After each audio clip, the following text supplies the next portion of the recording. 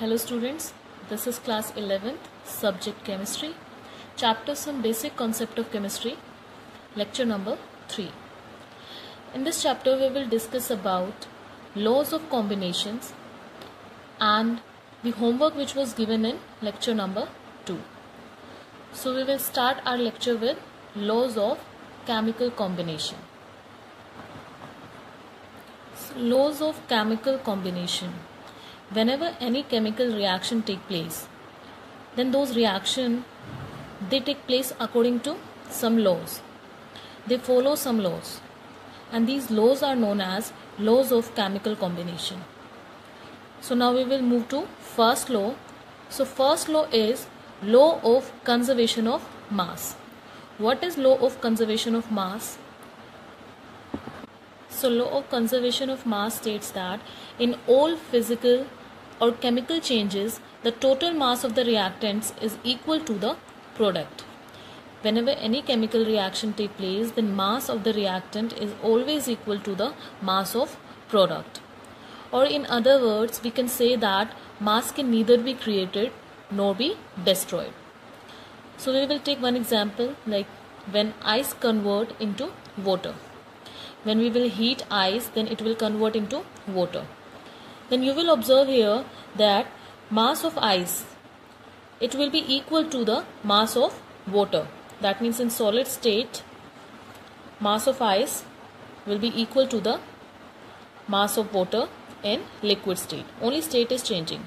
Mass will be same. Second example is when sodium chloride react with silver nitrate. Then it will form silver chloride and sodium nitrate. Then mass, total mass of the reactant is always equal to the total mass of product. In third example, we will take HGO. We will take here HGO, which is in solid state, and it is a decomposition reaction. It will decompose into mercury and half molecules of oxygen. Now here, if you will take 100 gram HGO, then what will happen? It will decompose into mercury, 92.6 gram of mercury and 7.4 gram of oxygen. When you will add mass of these two products, then it will comes equal to 100 gram. So again, mass of reactant is equal to the mass of product, total mass of product. So this is law of conservation of mass. Now we will move to second law. Second law is law of constant composition. It states that a chemical compound is always found to be made up of the same elements combined together in the fixed proportion by mass. We will understand this law with the help of an example. In this we are taking calcium carbonate, and calcium carbonate decompose to give calcium oxide and carbon dioxide gas will evolve.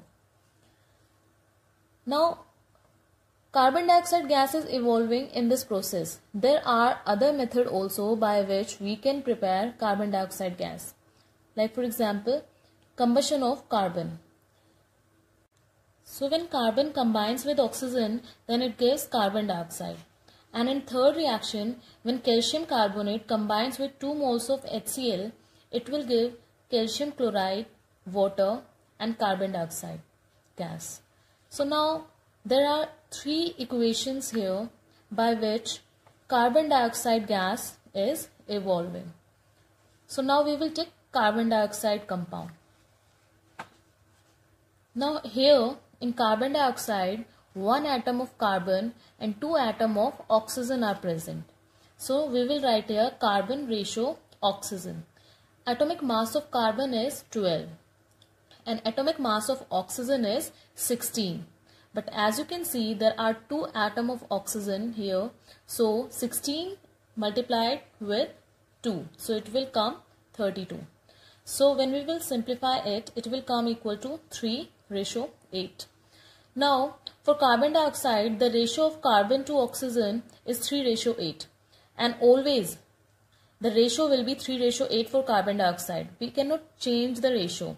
If ratio is changed, or we can say the composition of the compound is changed, then that means the compound will be different. So this is law of constant composition. A chemical compound is always found to be made up of the same elements combined together in the fixed proportion by mass.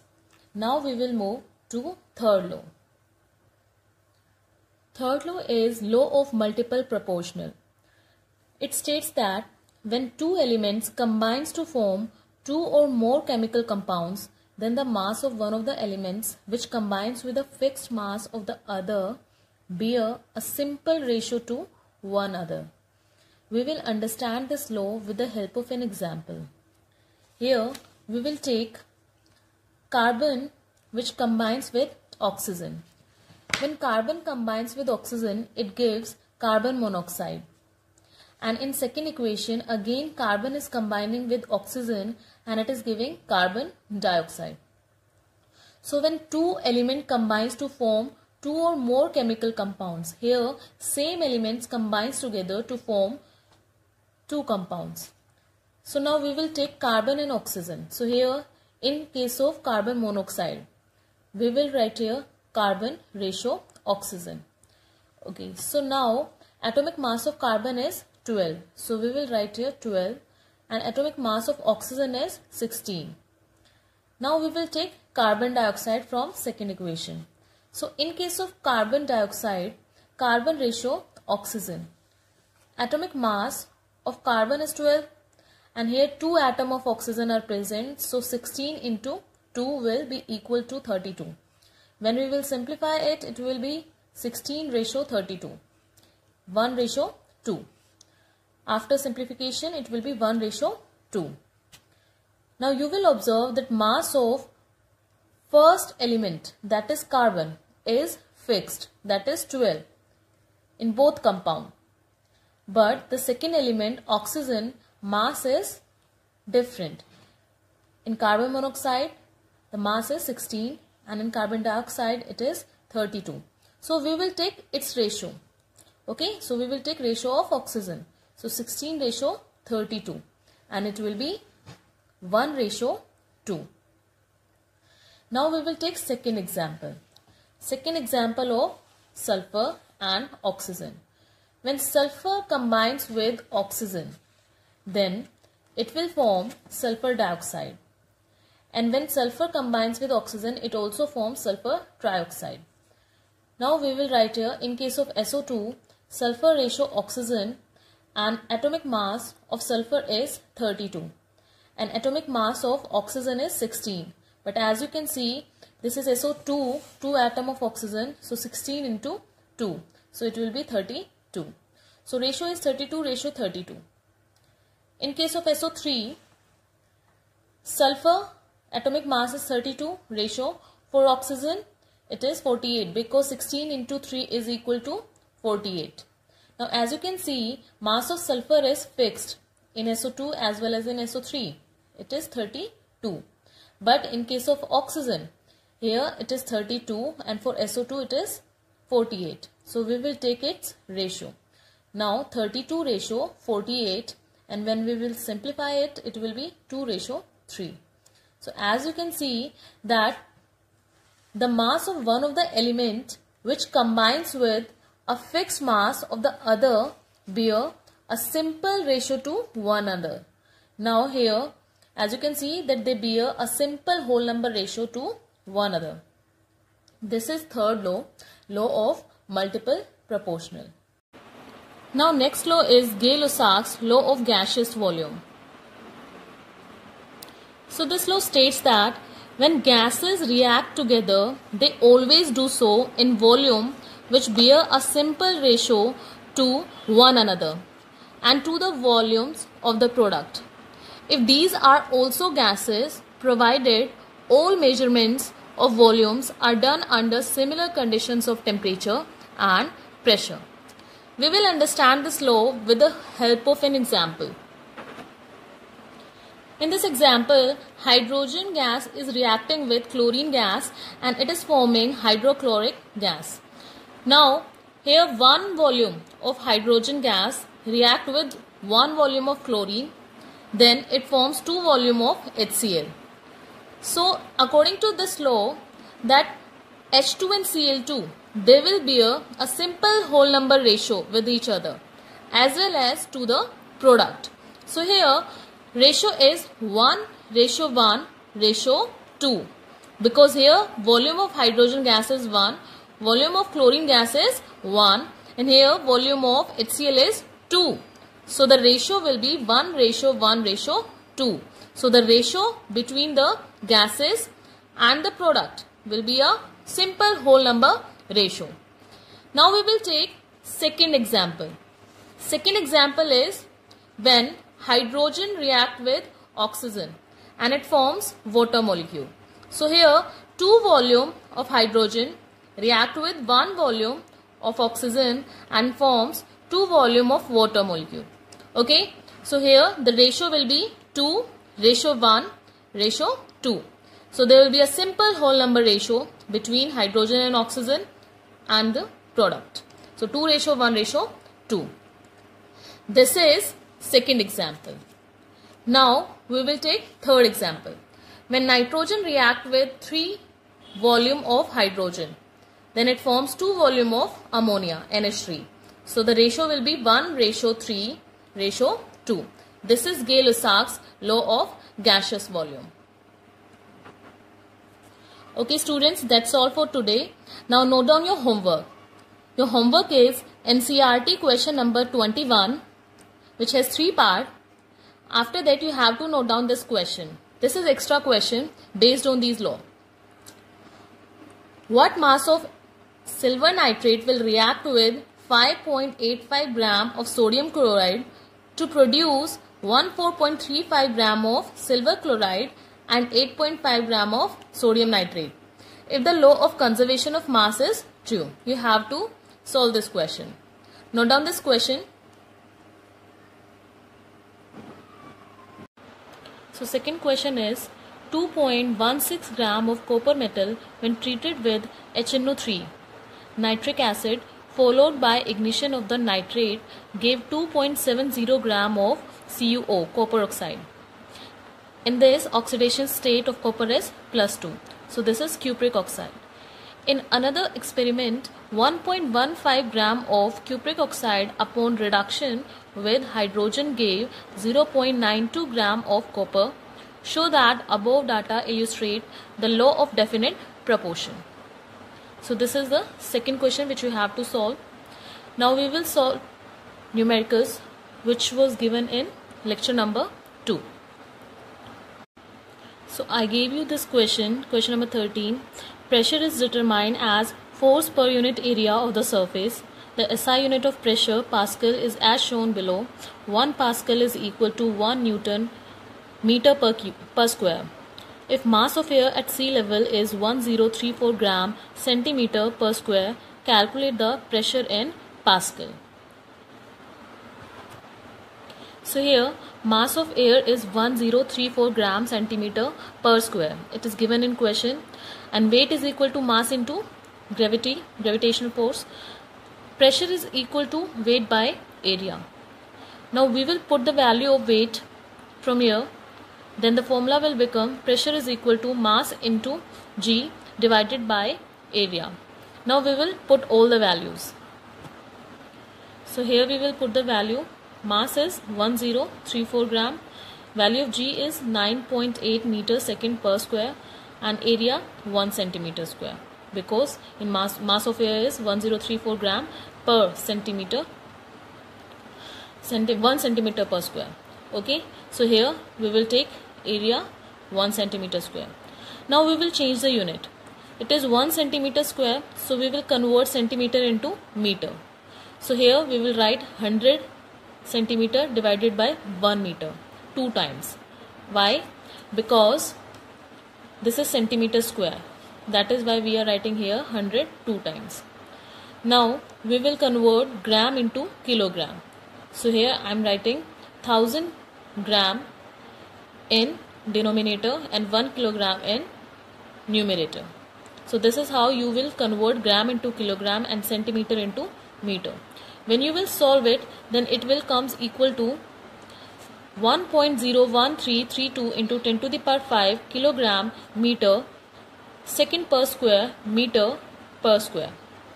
Now kilogram meter second per square is equal to 1 Newton. So here we can write Newton meter per square. So it will become 1.01332 into 10 to the power 5 Newton meter per square. Now Newton meter per square is equal to 1 Pascal. So we can write this 1.01332 into 10 to the power 5 Pascal. So this is how we can convert unit and we can get our answer in Pascal. This is question number 13. In question number 14, you have to tell what is SI unit of mass, that is kilogram, and you can define it with the help of your NCERT book. Now we will move to second question, that is question number 15. So here you have to give relation of micro with these values. So 1 micro is equal to 10 to the power minus 6. 1 deca is equal to 10. 1 mega is equal to 10 to the power 6. And 1 giga is equal to 10 to the power 9. 1 femto is equal to 10 to the power minus 15. So this is the relation. Now question number 16, you have to define significant figure. So you can easily define what is significant figures. Now we will move to question number 18. First part, that is, you have to write this number in scientific notation. That means n into 10 to the power n form. So here we have first number 0.0048. So you can write this number like in this way. So here we will shift decimal point in the right hand direction after 4. Now we want decimal point after 4. So we have to shift this decimal point by 3 digits. So we are shifting decimal point in right hand direction. So we will multiply this number with negative power. As we are moving decimal point by 3 digits, so it is 10 to the power minus 3. So this is the scientific notation of this number. Now we have second part, which is 234000. Now as you can see in this number, decimal point is not mentioned. So whenever decimal point is not mentioned, that means it is present in the last here. So now we have to shift this decimal point in left hand direction after 2. That means we have to shift decimal point by 1, 2, 3, 4, 5 by 5 digits. And we are shifting decimal point in left hand direction. So we will multiply this number with a positive power of 10. So the number will become 2.34 into 10 to the power 5. Now next part is 8008. In the same way, you will shift this decimal point here after 8. So we are shifting decimal point by 3 digits. So it will be 8.008 into 10 to the power 3. Now next part is 500.0. Now we have to shift this decimal point here. That means we are shifting decimal point by 2 digits. So here we will write 5.000 into 10 to the power 2. Now fifth part is 6.0012. Now decimal point is already after 6, but we have to write this number in scientific notation. So here we will write into 10 to the power 0. So this is how you will solve question number 18. Now we will move to next question. So in next question, you have to tell that how many significant figures are present in this number. So number is 0.0025. As you can see in this number, 0 before decimal point and 0 after decimal point, they are not considered as significant figure. So in this number there are only 2 significant figures, 2 and 5. So answer is 2. Now we will move to second number, that is 208. Now 10 is present between 2 non-zero number. So here we will consider this 0 as significant figure. So 1, 2, 3. 3 significant figures are present in this number. Third number is 5005. As you can see, 2 zeros are present between 2 non-zero number. So these zeros are also significant figure. So 1, 2, 3, 4. 4 significant figures are present. In fourth part, 126000. Now as you can see that these zeros, they are present in the last, so we will not consider these zeros as significant figures. So here 126, here answer is 3. Now next part is 500.0. Now as you can see, the 0 is present after decimal point, and if 0 is present after decimal point, then we will consider the 0 as significant figure. So total number of significant figures are 1, 2, 3, 4. So answer is 4. Now in next part, as you can see, 2.0034. Again, two zeros are present between two non-zero number. So we will consider these zeros as significant figure. So 1, 2, 3, 4, 5. 5 significant figures are present. Now we move to question number 31, part 1. In this question, you have to tell that how many significant figures will be present in the answer. When you will solve this calculation, then how many significant figures will be present in the answer, final answer. So as you can see, this is multiplication and this is division. So in multiplication and division, we see the least precise term. So least precise term is here, this one, because there are 3 significant figures present in this number. In this number 5, in this number 4, and in this number 4 significant figures are present. So least precise number is 0.112. And number of significant figures in the answer depends on the least precise number. So here in answer also 3 significant figures should be present. So answer is 3 significant figures. Now we will move to second part. Now second part is 5 into 5.364. Now in this number, as you can see, this is the exact number and this number has decimal point. So we will not see exact number. Here in this number 4 significant figures are present, so this is more precise. In this number, after decimal point, no number is mentioned, so this one is more precise. So in the answer, 4 significant figures should be present. Now in third part, we are adding these number and you have to tell that how many significant figures will be present in the answer. So we will see here in addition and subtraction, we see the least number of decimal point are present in a number. So here as you can see, here after decimal point 4 digits are present in this number also, and in this number also after decimal point 4 digits are present. So in our answer also, here 4 significant figures should be present. So answer is 4. So that's all for today, students. So in this lecture we studied about laws of chemical combination. Now you have to complete your homework, and if you have any doubt you can tell me in comment box. Thank you and have a nice day.